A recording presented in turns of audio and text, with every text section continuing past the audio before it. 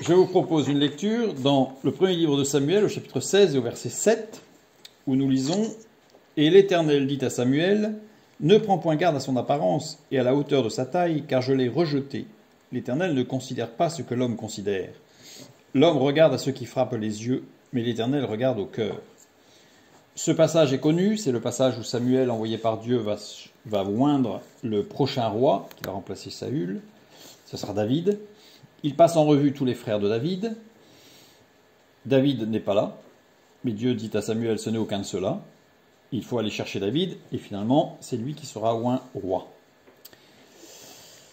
Nous sommes sur un passage extrêmement intéressant. Ici, Samuel est frappé par divers éléments à chaque fois. Et nous avons rencontré, et assurément nous rencontrerons encore, des événements ou des situations, voire des personnes qui laissaient ou qui laisseront entendre ou entrevoir que le plan de Dieu passe par là, par lui ou par cette situation. Et finalement, l'impression initiale ne s'est pas avérée juste. On reste dans l'incompréhension. Nous avons tous rencontré des événements, des situations, des personnes qui laissent entendre ou entrevoir que le plan de Dieu passe par là, et nous avons opté pour une autre voie. C'est-à-dire qu'on a eu une impression, on s'est dit, ah, les choses quand même s'orientent bien, et puis par divers événements, par un choix peut-être inopportun, peu importe, on ne choisit pas cette option, qui nous semblait pourtant, aux yeux de tous, qui semblait être la voie de Dieu par excellence. Et maintenant, on n'a pas choisi cette voie, on a continué notre existence, et maintenant il nous reste un goût plus ou moins amer, avec la pensée, ça aurait sûrement été plus simple si j'avais choisi l'autre voie. Donc, on a des situations où on choisit une voie qui nous semble idéale et c'est difficile. Et puis, il y a des voies qu'on a choisies, on se dit, ah, j'aurais dû choisir autre chose parce que, vraiment, ça aurait certainement été mieux. Et finalement, on a l'impression de s'être peut-être trompé. Une sorte de vide, très désagréable. Regardons ce qui s'est passé d'un peu plus près pour la sélection du roi par Samuel, conduit par l'Esprit. Nous lisons dans 1 Chronique, chapitre 2, des versets 13 à 15, quelque chose de surprenant. Isaïe engendra Éliab, son premier-né, donc le père de David, engendre Éliab. Ensuite, Abinadab, le second. Chiméa, le troisième. Nathanéel, le quatrième. Le texte insiste bien sur l'ordre, c'est important. Radaï, le cinquième. Otsem, le sixième. Et David, le septième.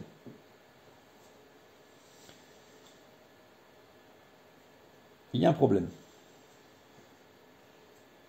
Il y a même un gros problème. Parce que si je lis dans 1 Samuel, chapitre 17, verset 12, « Or David était fils de cet Éphratien de Bethléem de Juda, nommé Isaïe, qui avait 8 fils,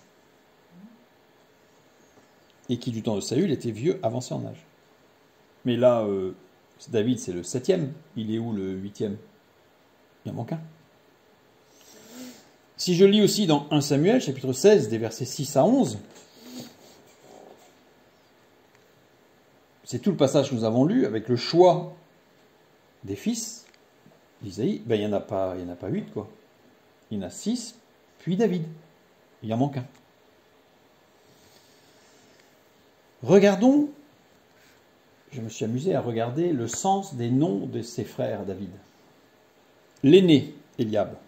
Dieu est un père. Quand même, c'est prometteur. Pour quelqu'un qui va être futur roi, Dieu est un père. Le second, Abinadab, père de générosité ou père de liberté. Ah, pour un roi, c'est formidable. Chiméa, renommé. Il avait une renommée excellente. Ah ben oui, lui, il a de l'expérience, il est reconnu. Nathanéel, don de Dieu. Ah oui, don de Dieu, c'est formidable. Le cinquième, Radaï, principe de l'abondance. Formidable. Le sixième, Otsem, qui est fort et qui rend fort. Ah bah, en fait, tous les frères de David, C'est sûr que c'est l'un d'eux, c'est sûr. Voire à la limite, pourquoi pas tous ensemble. Hein. Et maintenant, c'est David qui veut dire bien-aimé. Les 6 frères aînés de David laissaient entrevoir des choses très positives pour un futur roi. Ils avaient tous quelque chose de formidable. Mais ce n'est pas là que Dieu va faire son choix. Et puis il y a cet autre frère dont on ne parle jamais. Il n'a même pas de nom dans la parole. Il n'est même pas nommé, ni dans les chroniques, nulle part. On sait juste qu'il y en avait un. Il n'a pas de nom. J'ai trouvé que ça imaginait bien les situations qu'on peut rencontrer. On peut rencontrer des situations où quelqu'un qui va manifester que Dieu est un père, quelqu'un qui a d'une renommée exceptionnelle, quelqu'un qui va nous aborder le principe de l'abondance, quelqu'un qui va être un don de Dieu, quelqu'un qui est fort et qui va me rendre fort, quelqu'un qui va être le père de la générosité ou père de liberté, il va me libérer de toutes mes chaînes. Formidable. Et puis il y en a une autre, il n'a pas de nom. On a pu tester plusieurs de ces situations. Celui qui avait une renommée, celui qui me promettait la liberté, celui qui allait me rendre fort. Puis on est déçu. Ou on les a connus, on les a croisés, on est passé à côté et on s'est dit si j'avais su, peut-être quand même que ça aurait été mieux que ce que je suis aujourd'hui. Et puis il y a cet inconnu. Parce que dans nos situations difficiles et compliquées, on a toujours l'hypothèse d'une autre situation qu'on n'aurait peut-être pas remarquée, mais qui aurait été mieux et qu'on a raté. Mais on ne sait pas parce qu'on ne la connaît pas. Mais donc ça travaille dans notre esprit en disant j'ai dû rater quelque chose. J'ai dû rater quelque chose. Il y a toujours ce mystérieux événement, cette mystérieuse personne qui aurait été certainement mieux et qui m'aurait permis de vivre mieux que ce que je vis actuellement. Samuel a reçu une leçon de Dieu en disant que Dieu ne regarde pas à ce qui frappe les yeux. Dieu ne regarde même pas à ce que tu pourrais rater. Dieu regarde à ce que tu es et ce que tu seras en lui. Ça change tout. Ça change tout. Regardons rapidement la vie de David. David a eu une enfance de pasteur, c'est-à-dire de berger. Courait après les moutons.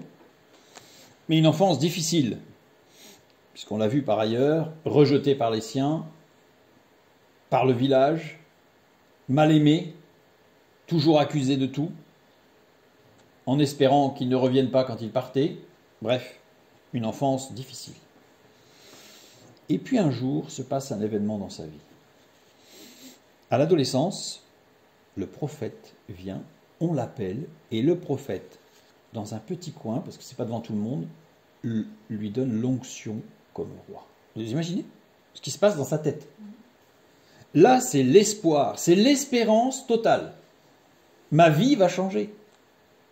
Toujours dans la confiance en Dieu, bien sûr. Ma vie va changer. Et puis, quelques temps plus tard, il va voir ses frères au combat et il rencontre Goliath, mu par une foi exceptionnelle. David dit, j'y vais. Il se bat, si on peut dire, parce qu'il n'y a pas vraiment de bagarre, mais il affronte Goliath, et une marche par la foi extraordinaire, Goliath est terrassé. Mais ça renouvelle la promesse de Dieu, ça. Il est dans une phase ascendante totale. Puis, quelque temps après, il est musicien à la cour de Saül, il joue la musique, il est appelé à la cour comme musicien. Hey, c'est la promesse de Dieu qui est en train de se réaliser. Parce que lui qui était berger perdu, hein, comment voulez-vous qu'il devienne roi? Hop, il est appelé à la cour. Donc, les événements autour de lui semblent donner raison à cette promesse. Et puis, il devient très très bon ami avec Jonathan, le fils du roi. Mais c'est formidable. C'est un don de Dieu, ce Jonathan. Et puis là, ça commence à être compliqué. Dans sa vie, conflit avec Saül. Au fur et à mesure que la popularité de David grandit, celle de Saül diminue, et Saül commence à lui en vouloir. Les choses s'assombrissent. Donc là, j'imagine que David a pu commencer à se dire est-ce que j'ai raté quelque chose? Et David est obligé de fuir. Donc, il s'éloigne, la promesse se rapprochait, il était presque à toucher la concrétisation de cette promesse, Et il est obligé de fuir. Fuir dans les déserts. La promesse s'éloigne. Croire en cette promesse était-il une erreur? Parce que ça s'avère être impossible en fait. Et puis, moultes événements plus ou moins dangereux pour David. Saül meurt. Il meurt au combat contre le Philistin. David est reconnu comme roi de Juda et d'Hébron. Ça y est, nouvel espoir, ça repart, ça recommence. Et en fait, non, j'ai eu raison de ne pas douter, même si parfois ça a été difficile, parce qu'on le voit dans les psaumes, on voit que David, des fois ça a été compliqué. Il repart dans l'espoir. Il règne à Jérusalem, il fait de Jérusalem sa capitale, il amène l'arche de l'Alliance, là il rentre pleinement dans la promesse. C'est l'abondance. Il y a des conquêtes, des expansions, il vainc des ennemis, même parfois plus puissants que lui. Il marche totalement dans la promesse. Ça y est, c'est de l'acquis. Et puis il y a le péché avec Bathsheba. Patatras. Chute vertigineuse. Chute vertigineuse. Il rencontre après des difficultés familiales terribles. Absalom, Amon, ses enfants, ça devient très très compliqué.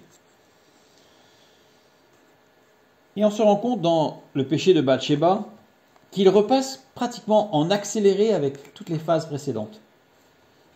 Les grandes difficultés, le rejet, l'espoir naissant, avec ce fils qui finalement va mourir, la marche par la foi, il y aura un second fils avec Bathsheba, Salomon, avec les premiers pas de réalisation de cette promesse, avec Salomon, qui va grandir en sagesse, et puis les premières difficultés. Les frères vont essayer d'évincer Salomon, ils vont se tuer entre eux, ça va devenir très compliqué.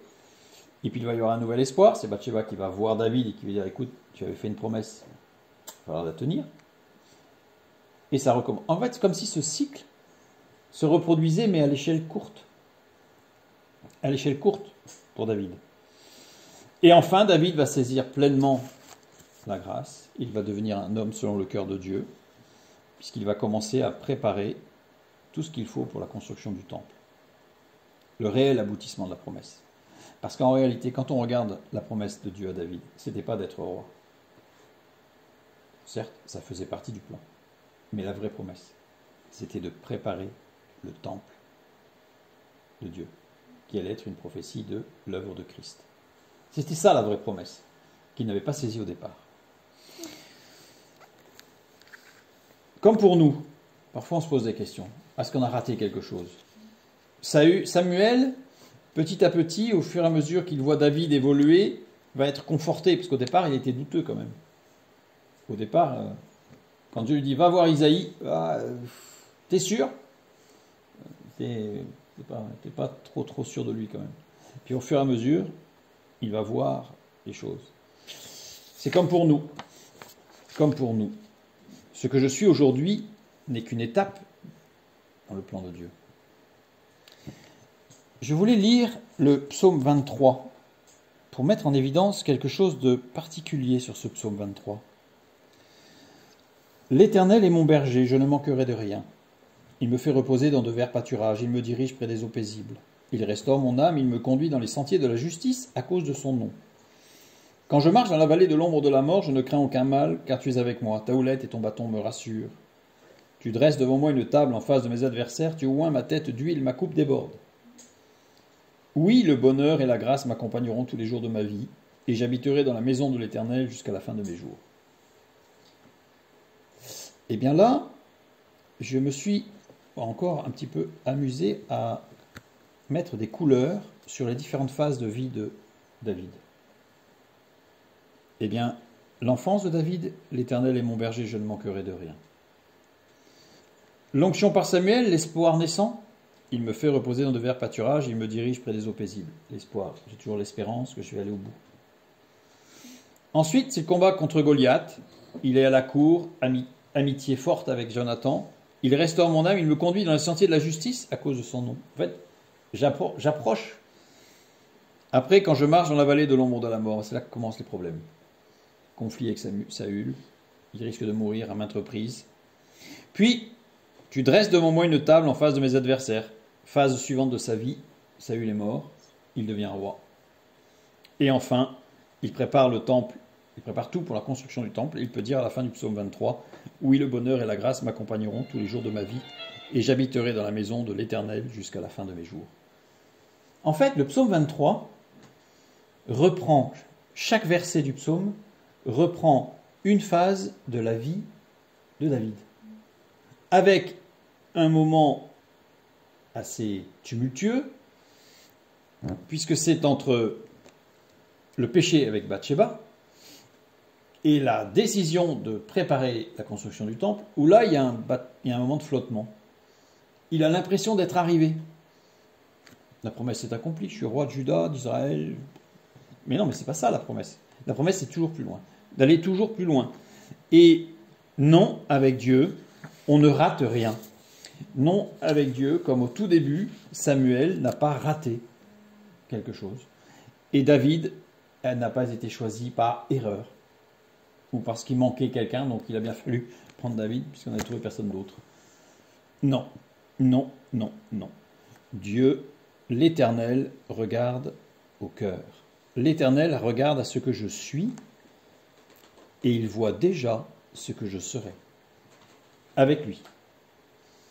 Donc nous, dans notre existence, ne soyons pas perturbés par les rencontres, les situations rencontrées que nous aurions pu avoir et qui pourraient nous laisser supposer aujourd'hui que nous n'avons pas forcément fait le bon choix. Parce que Dieu est souverain, il nous a conduits, il sait que par moments nous sommes à moitié sourds et il parlera suffisamment fort pour que nous entendions. Et sa lumière sera suffisamment éclatante pour que nous voyions. Donc, comme David, soyons conscients que Dieu agit en toutes choses tout au long de notre existence.